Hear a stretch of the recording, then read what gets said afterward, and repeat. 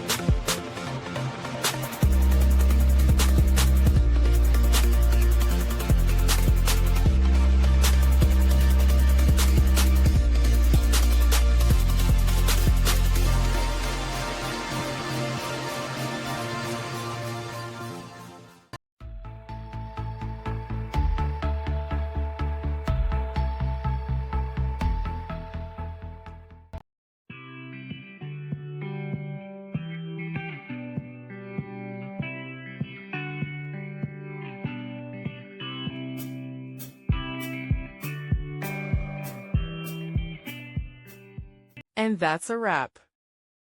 I hope you found the answer you were looking for. If you did, take a second to hit that subscribe button. It really helps out. And let me know in the comments which solution worked best for you. See you next time in the debug zone.